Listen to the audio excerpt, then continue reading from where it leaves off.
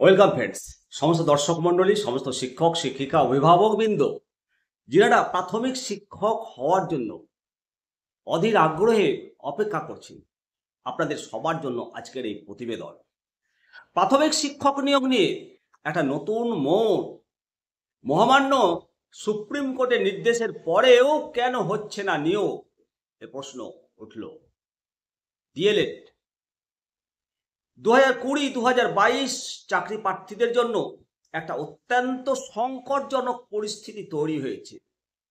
মাননীয় সুপ্রিম কোর্টের সাম্প্রতিক পদক্ষেপ তাদের চাকরির ভবিষ্যৎ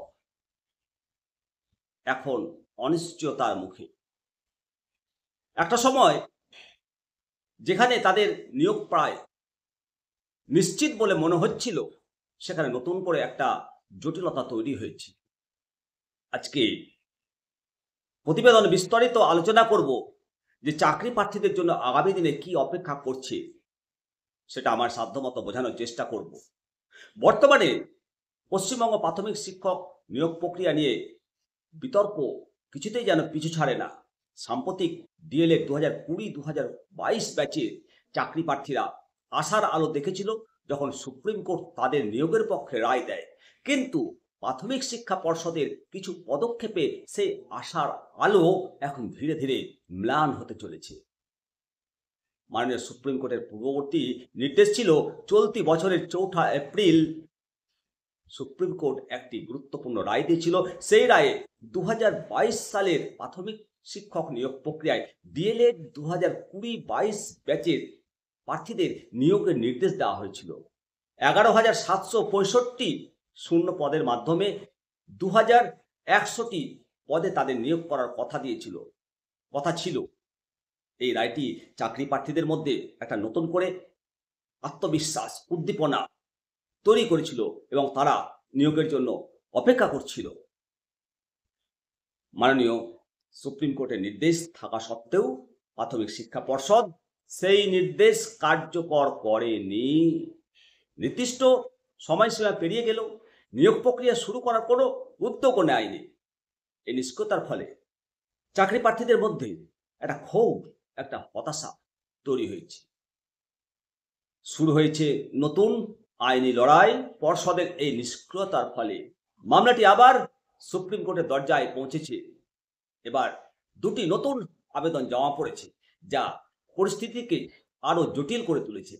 পর্ষদের নতুন আবেদন, প্রাথমিক শিক্ষা পর্ষদ সুপ্রিম কোর্টে একটি নতুন বিবিধ মিসলেনিয়াস অ্যাপ্লিকেশন দাখিল করেছে। এই আবেদনে তারা নিয়োগ সংক্রান্ত একাধিক বিষয়ে আদালতের কাছে স্পষ্টীকরণ চেয়েছে। পর্ষদের যুক্তি হলো ডিএলএড 2020-2022 প্রার্থীদের পাশাপাশি এনআইওএস ডিএলএড এবং অন্যান্য প্রার্থীদের নিয়োগের নির্দেশ রয়েছে, তাই কাকে অগ্রাধিকার দেওয়া হবে সেই বিষয়ে তারা আদালতের নির্দেশ চান। অন্যদিকে পর্ষদের বিরুদ্ধে আদালত অবমাননার একটা আবেদন করা হয়েছে। আবেদনকারীরা অভিযোগ করেছেন যে নির্দিষ্ট সময়ের মধ্যে সুপ্রিম কোর্টের নির্দেশ পালন না করে পর্ষদ আদালত অবমাননা করেছে। এই মামলায় পর্ষদের মাননীয় সভাপতিকেও পক্ষ করা হয়েছে। তাহলে চাকরি প্রার্থীদের জন্য ভবিষ্যৎ কি? বর্তমানে ডিএলএড 2020-2022 চাকরি প্রার্থীদের ভবিষ্যৎ সম্পূর্ণভাবে মাননীয় সুপ্রিম কোর্টের পরবর্তী শুনানির ওপর নির্ভর করছে। পর্ষদের এই যে সময় ক্ষেপণের কৌশল, ডিলেটারি কৌশল, নতুন করে আইনি জটিলতা তাদের নিয়োগ প্রক্রিয়াকে আরো বিলম্বিত করার আশঙ্কা, আরো দীর্ঘায়িত হবে। যেহেতু সুপ্রিম কোর্টের পক্ষে সুপ্রিম কোর্টের পূর্ববর্তী রায় রয়েছে, তাই তারা এখনো আশাবাদী যে আগামী দিনে সুপ্রিম কোর্ট কি নির্দেশ দেয় তার উপরেই এই সমস্ত চাকরি প্রার্থীর ভবিষ্যৎ নির্ধারণ করছে। অবশ্যই সেদিকে নজর থাকবে। পরবর্তী আপডেট আপনাদেরকে জানাবো।